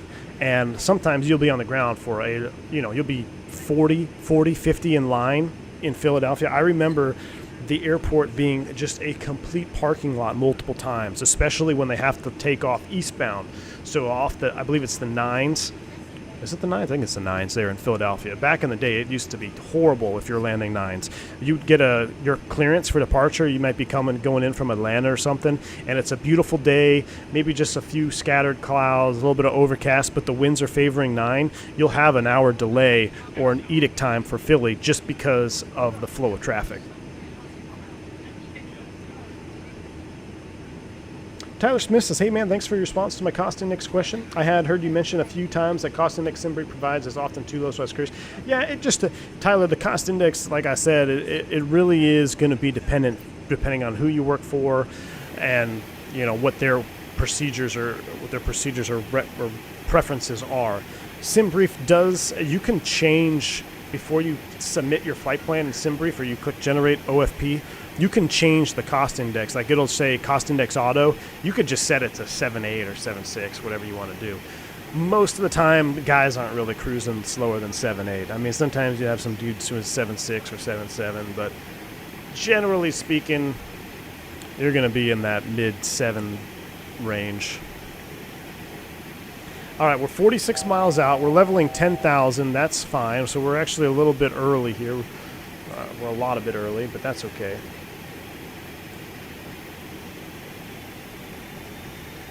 We're going to slow to 250, and then we're going to continue to descend down to 3,000 feet.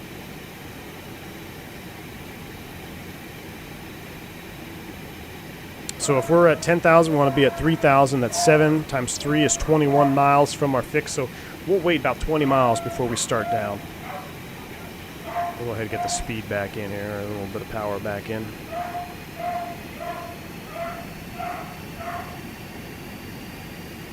Thrust is coming back up. 10,000 feet. We'll do about 270-ish here.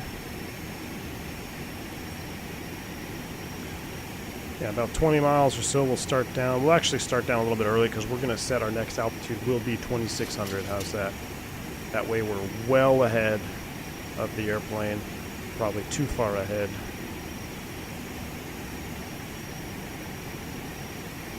My dad has horror stories of Philadelphia. He's based there. Yep. I was based there too, man. Anybody based in Filthy will know that there are definite horror stories from back in the day. It's not too bad now. They've done a lot as far as changing taxiways, and they've added some taxiways, and it's gotten better. Plus, I think the general volume of traffic has gone down since post-merger. You know, it's just American now, where when you had American doing, I don't know, a couple dozen flights a day, and then you had Philly or U.S. Airways, who was based there with their heavies, it can get really busted up. Captain Tom, what's up, man? Welcome to the stream, dude. You missed a bunch. We got lost. We flew around, flew circles, burned up all our gas, and now we're going to plan to do an RNAV approach below minimums in a 737-200 that's not equipped with the proper navigation equipment. So what could go wrong? Dimitri says, also unchecked draw, wet aerodrome surface slider for less pronounced ground effects. Ooh.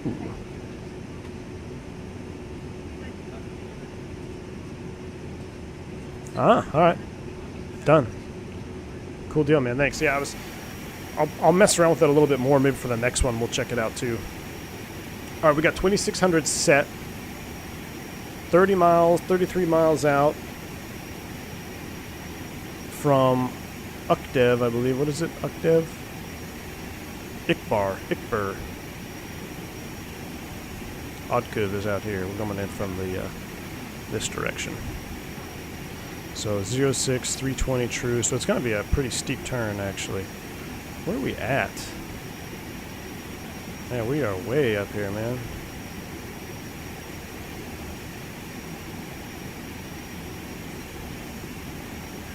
All right, there's about 30 miles. Let's go ahead and start slowing back to 250. I'm going to get my lights on.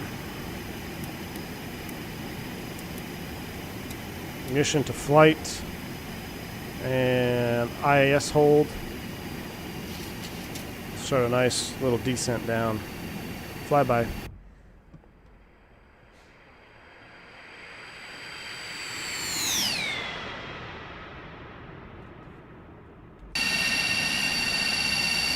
Your first officer is warning you of something? Uh-oh.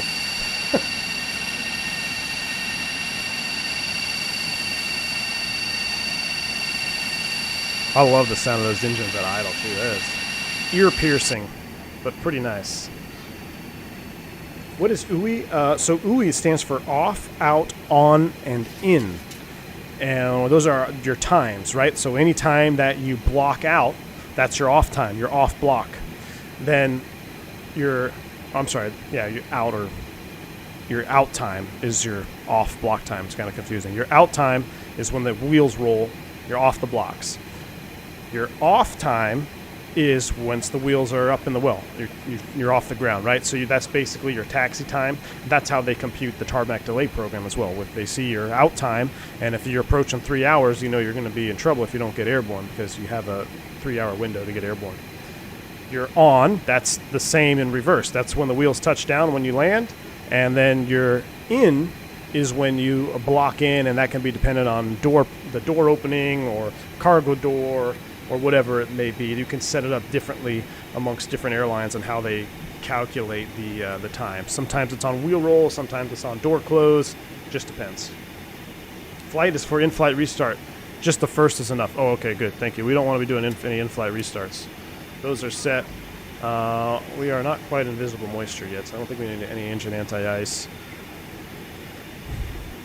It'd be so nice if we could just see. Oh, here we go. Look at this. Few at 300. Yes, it lightened up. Now we're talking. Few at 300, 12 miles of viz, -7, 2986 on the meter. 2986 is set. Now we're looking good. 19 miles out. Let's go ahead and hustle on down, and we're going to slow up. So Gustavo, for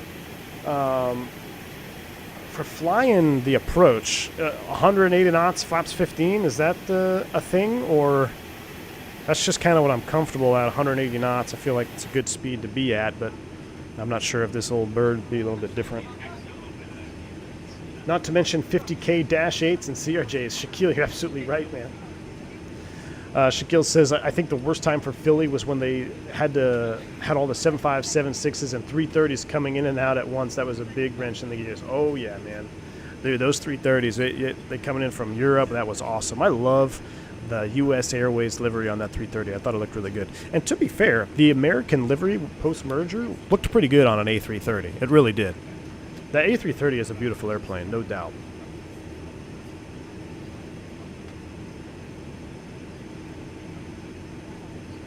In, usually parking brake, front door. Yeah, it can either be that. For us, it's any door. So any door open, or the cargo door open, or main cabin door open. With the brake set, of course, yeah.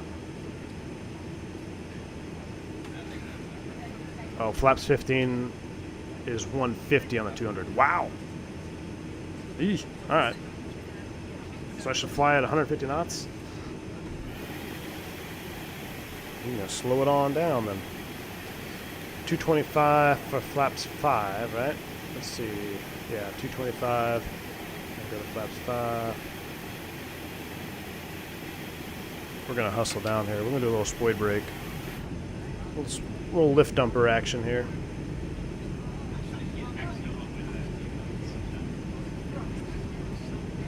$190 for 1 and $170 for flaps 5. All right.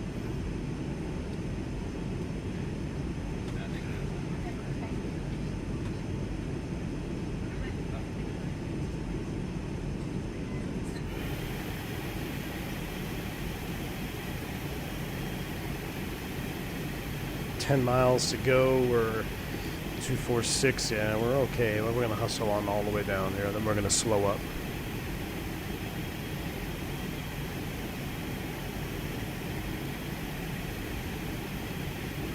And then I'm going to just set in the autopilot window after we're inbound.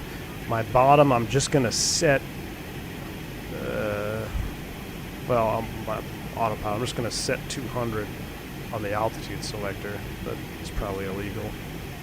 I know for the bus it's 500 for the 320, 319, and 1,000 feet minimum for the 321. All right, 1,000 feet to go.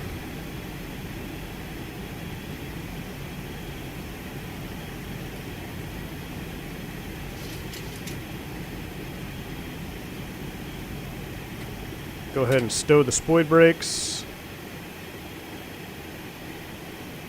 They are armed. Hopefully we don't need them. We got plenty of time, because once we cross, we still have 10 miles to go, but we want to set to cross Axico. So we'll set, what I'm going to do is I'm going to set 500 once we go altitude hold mode, which we are.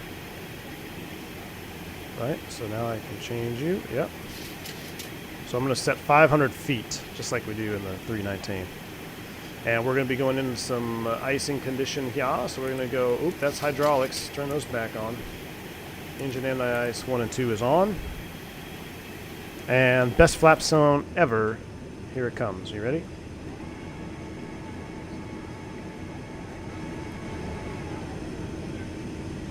Oh, yeah. Flaps 5.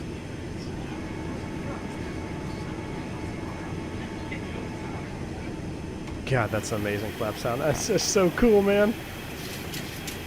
All right, so recommended 2.7 from Mexico. We're going to start an IAS hold down. And we got to keep coming back.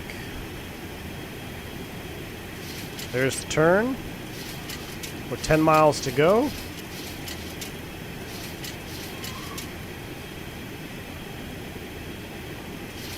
Coming up on 170 knots. We're going to go flaps 5. Listen to this.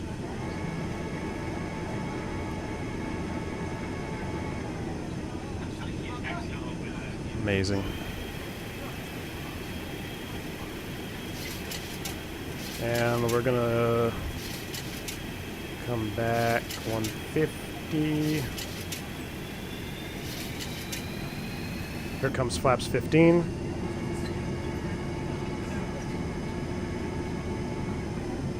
I cannot get enough of that flap sound, man. All right, we're flaps 15, 150 knots. I don't know if it will capture that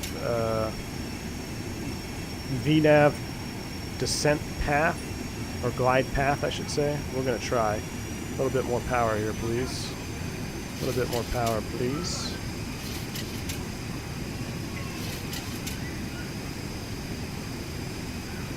Oh, I'm on flaps 10, not flaps 15. That's right. No. We got it. Flaps 15, here it comes. There we go. Flaps 15, we got it. Flaps 15, 150 knots. 3 miles, we're going to start an IAS hold down.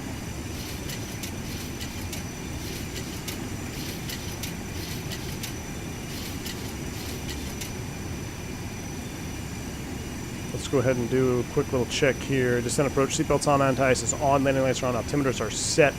Radio altimeter is set to 300. Hydraulic pressure and quantity, normal pressure door, and cooling doors. Don't know how to change those, but I think we should be okay. Alright, we're flaps 15 set, yeah. I forgot there's a 10 setting in there. Threw me off.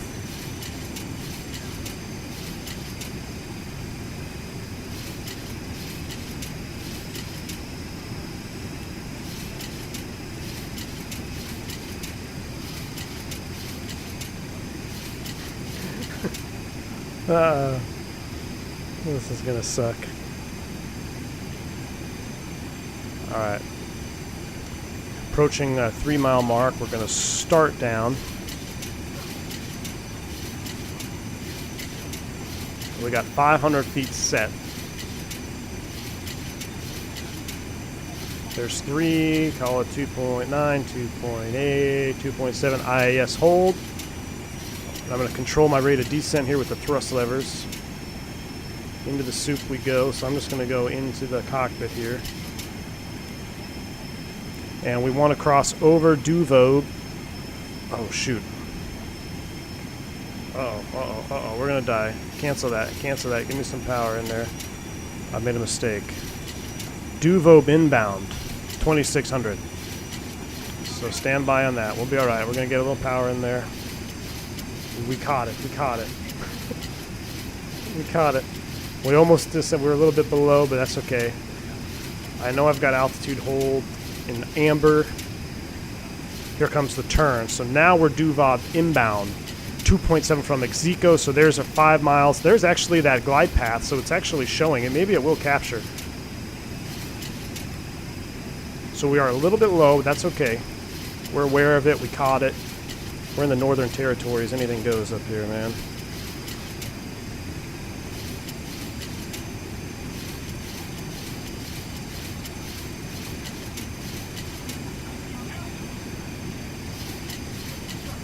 Gustavo said, I had an instructor call me, if 7-3 pilot calls you a flap 2, you're being called useless.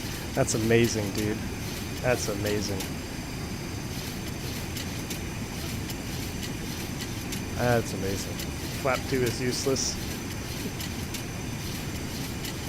Alright, I can see the run. I can see a beacon.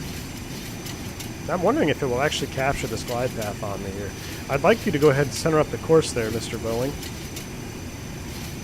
Alright, there's 3. Now I'm going to go ahead. Now we're going to go ahead and start our descent. Oh, here comes the glide path. Of course, the weather reloaded right as I'm coming in. I'm going to just kind of follow this glide path down. Let's go ahead and start configuring. We're going to go gear down.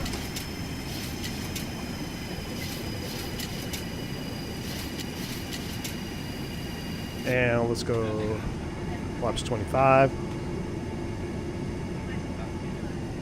Can I just get a like for the freaking flap sounds on this airplane? I cannot get enough of it. Flaps 40 coming at you.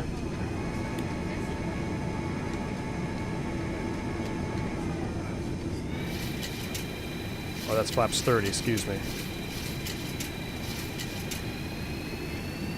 Gotta shallow out this descent rate. Team Vodka coming in with a massive super chat. Thanks, dude. He said $1 for each foot of runway you'll have left. Oh, man. I appreciate that. Thank you, sir. Thank you so much for your support on the channel, Team Vodka. I'm going to take over manually here. I'm going to go one more flap setting. Team Vodka, thank you so much for that dono. I'm in the midst of almost dying here. I can actually see the runway, so we're going to go... I'm going to turn this off because you're killing me here. Yeah, I know. Autopilot's off. I have control. I'm going to shallow out this descent weight. We're flaps 40, gear down, spoilers armed. Not going to use any auto brakes because they tend to just kick off. I'm going to shallow out this descent rate here. I've got the runway barely in sight. I know I'm a little fast. It's correcting. Looks like there's a carrier battle group here just in case we punch out. That's good to know. I can actually start to make out the runway. We said 120 was our VAP. Man, I feel like a brick.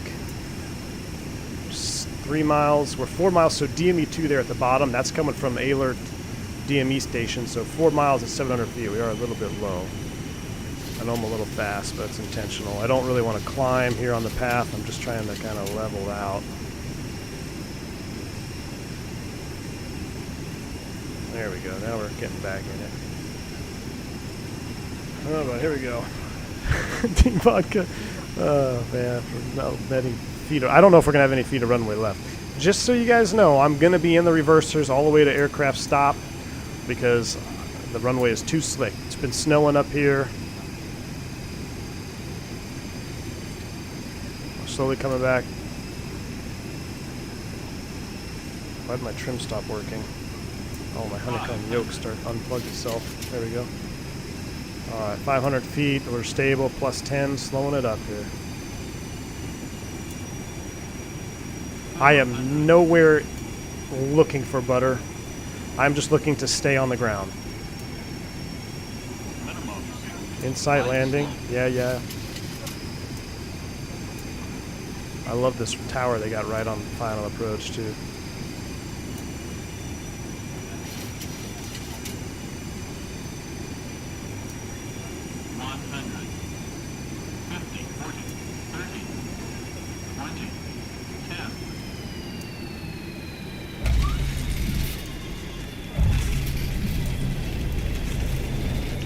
See, there we go. You see how that bumpy runway.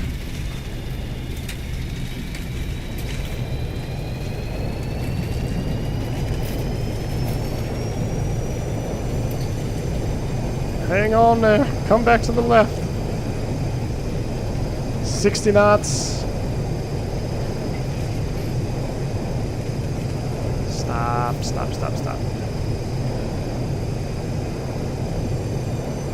Come on.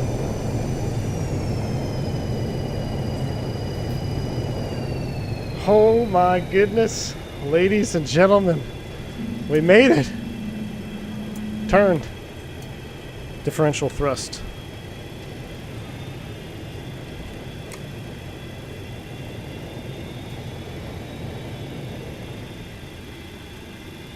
Ladies and gentlemen, we are here. Are you kidding me? That is the best I've ever done.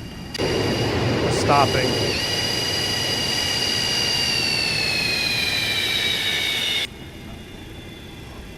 We're going to clear the runway. That's close enough. We'll go ahead and set the brake. Let's go ahead and clean up the airplane. Flaps up. We'll have the ice tug pull us around. Oh my, I don't even know what the landing rate was. What was the landing rate? I don't know. So I was on the ground, I was on the brakes pretty much the whole time, which is what's crazy.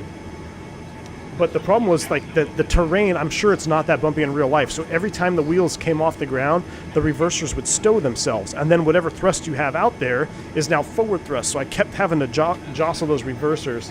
I don't even remember what the landing rate was. I was so focused on trying to stop the airplane. All right, we got that is set. Those are up. Let's go up here. Let's just go ahead and turn you off. And actually, you know what? I want to do some replays before we shut everything down. So we are here. Welcome to Alert, and I'm sweating. Let me throw you guys into replay mode. We'll do a replay before we shut everything down, and then we'll shut everything down because the sounds are pretty amazing. I don't remember how it handles replay with doors and stuff. So let's do. We're going to simulate our this view here from the YouTube video. It was a 350. 25 feet left looks about right. I think that was exactly right, Team Vodka. You were the saving grace there, man, with that super chat. 25 feet, you called it.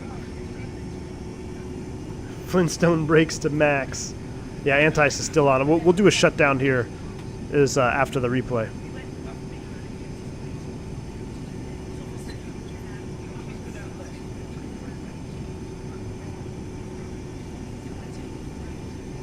I can't wait for the flyby view.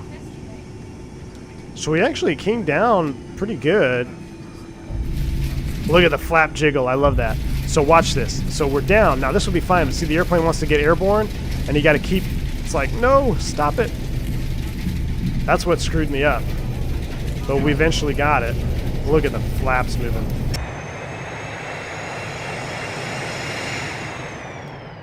We're going to watch one from right here. But look how uneven the runway is. I'm sure it's a little bit different in real life. But this is ski jump right here. Screwed us. Tyler Smith, it might need to be unchecked. You're right. I might have to uncheck that.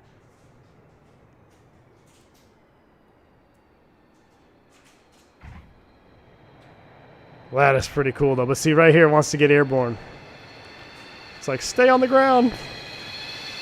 So I'm flying that nose wheel. That was mad. Let's do a runway view here.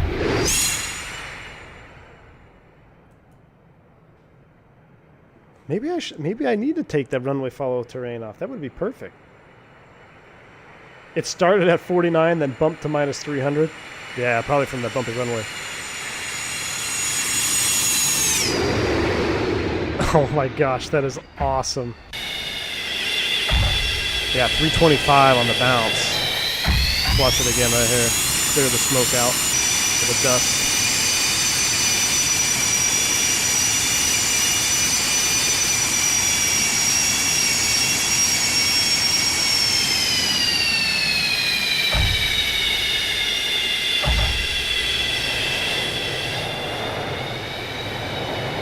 Yeah, see, those clamshells wanted to keep closing.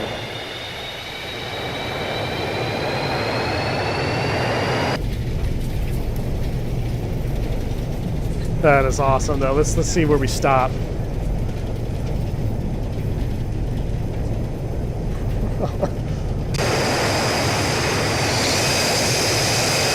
Gravel kit's working.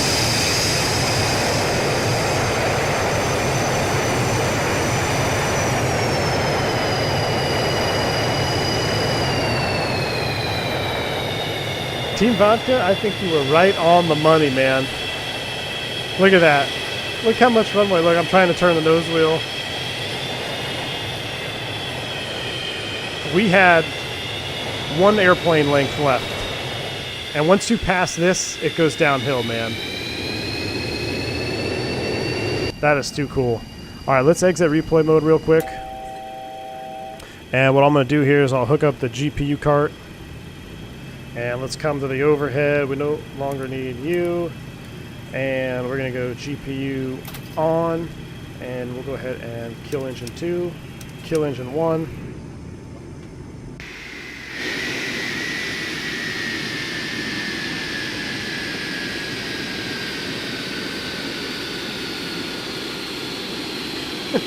Where would the fun be in that? Much more exciting this way. I agree, man.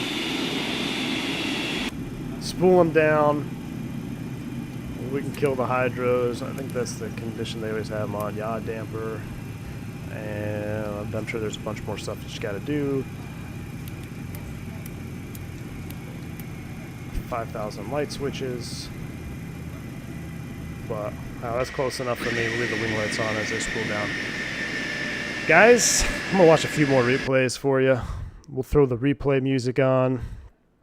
But welcome to Alert, or Alert, however you want to say it.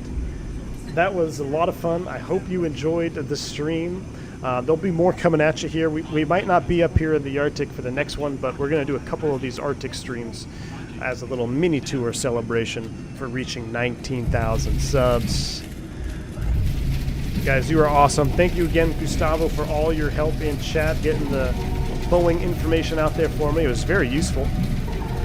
Everyone else hanging out, hit the like button for me on the way out, please. Thank you, mods, for moderating. All your sponsors, all you guys in Team Green, you guys are awesome. Love your support. Thank you so much. I don't know if I'll see you this weekend. We do have family coming into town. But like I said, make sure your notifications are on. And hopefully we'll get another stream or two out here before too long. Until next time, guys, stay safe, stay healthy. I'm V1. Have a fantastic rest of your day. See ya!